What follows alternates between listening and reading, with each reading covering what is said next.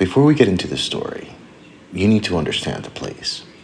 Because this isn't just a ghost story, it's a place with a history that never really ended.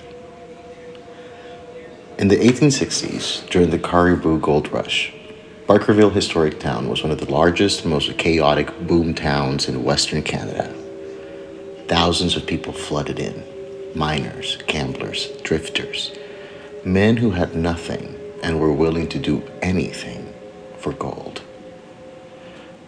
It was a town built fast: wood buildings, narrow streets, no real law.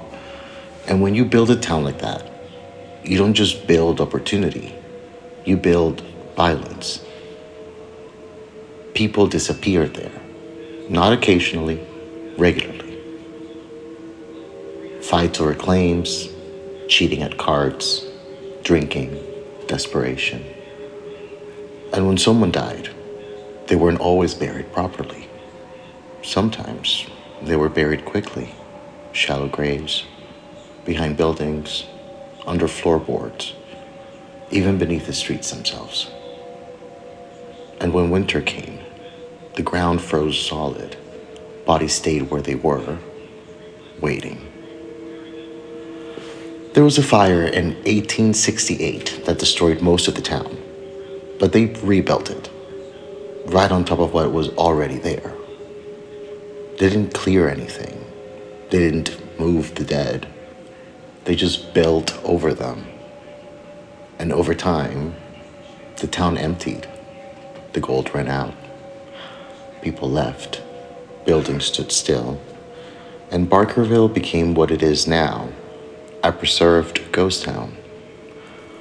But some people believe it didn't become a ghost town because it was abandoned. They believe it was abandoned because something stayed.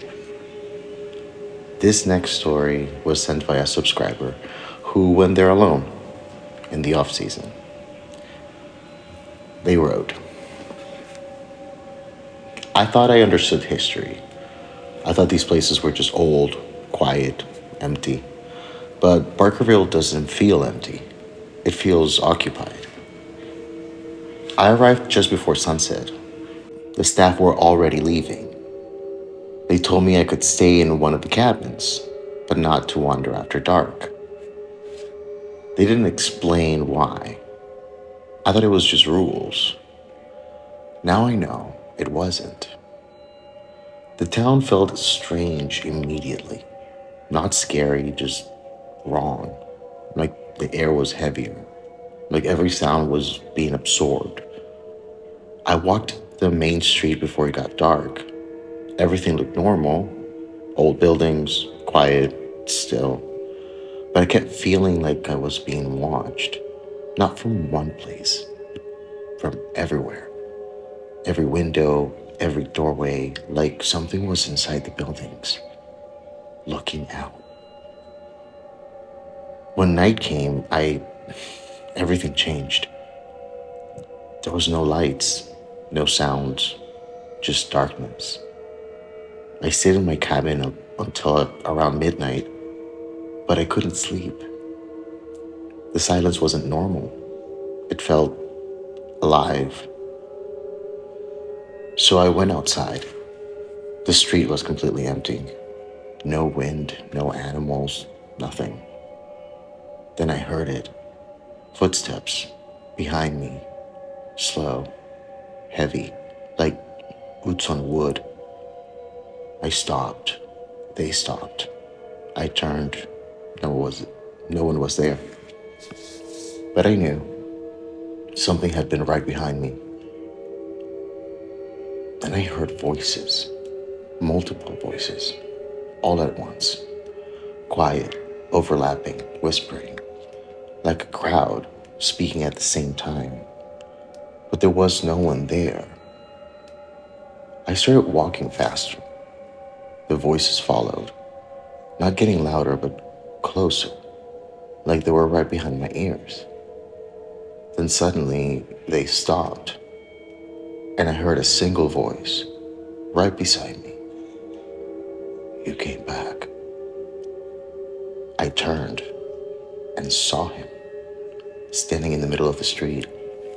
A man, but not right.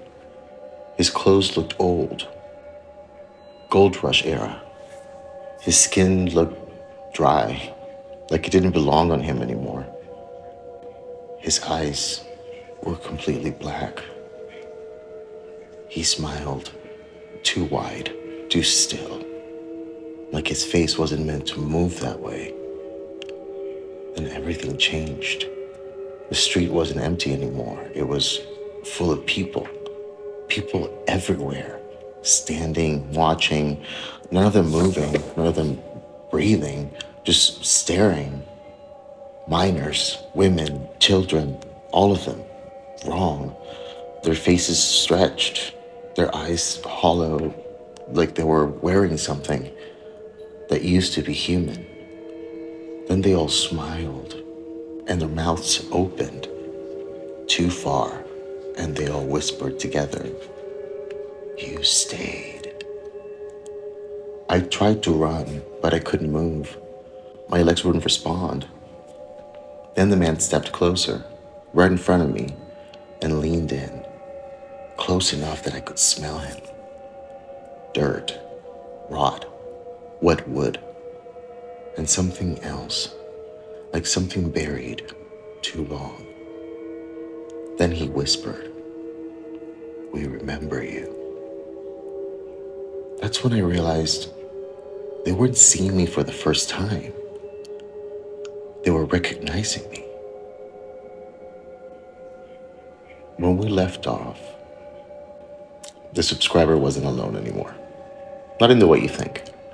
Not surrounded, but recognized. They wrote, "When he said, 'We remember you,' something inside me dropped because it didn't feel like a threat. It felt like a fact."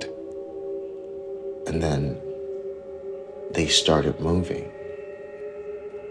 Not walking, not stepping, just shifting closer. Every single one of them at the same time. Like the space between us was shrinking, but they weren't crossing it. They didn't need to because suddenly they were closer. The man in front of me tilted his head, and I heard something crack in his neck. Too loud, too many times, like bones grinding, resetting. Then he smiled wider, and I saw inside his mouth. There were too many teeth. Not human, packed too tightly, like something had filled them from the inside. Then the others did the same, their heads tilted, cracking, one after the other, until the sound filled the street. I tried to scream, but nothing came out because something was wrong with my throat. It felt full, like something was pushing up from inside me. Then I heard it, my voice, but I wasn't speaking. "You stayed." The words came out of me without my control, and when I heard them, they all stopped moving and smiled wider. Then the man leaned closer, so close his face almost touched mine, and whispered, "You're remembering." That's when everything changed again. The street wasn't the same anymore. The buildings weren't empty. They were full, but not like before.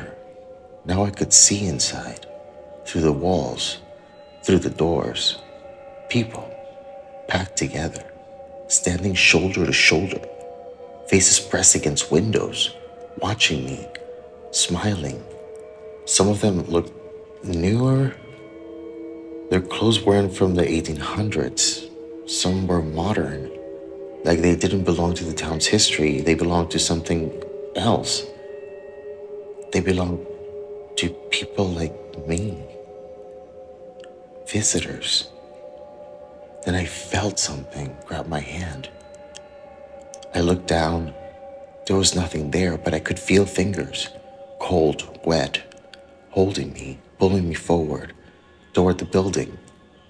I tried to resist, But my body moved anyway, step by step, closer. The door opened by itself, and inside, it was dark, but not empty.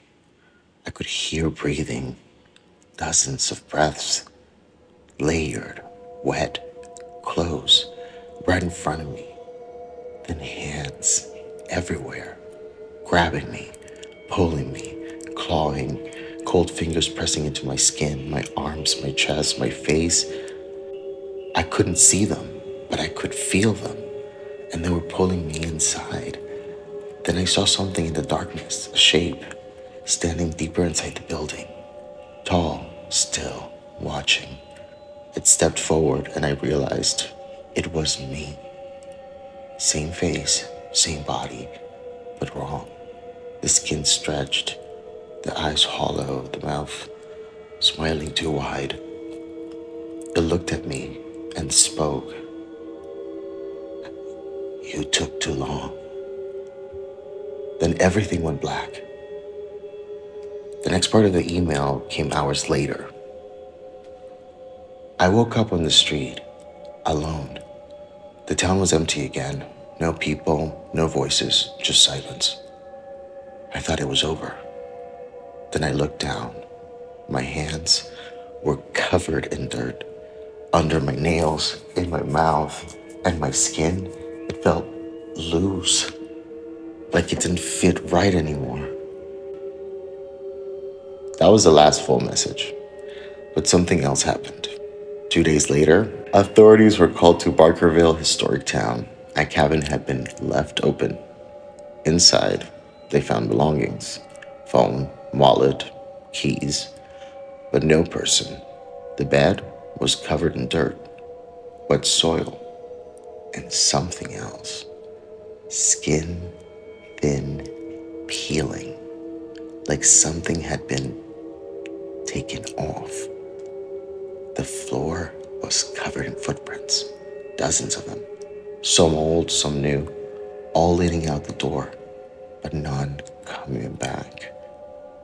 And weeks later, visitors reported something new, standing in the window at night amongst the others. A figure that looks modern, standing still, smiling. And sometimes if you walk the streets alone, you might hear a voice behind you. Soft, familiar. You came back. Scissors and screams. Some places don't haunt you. They keep you.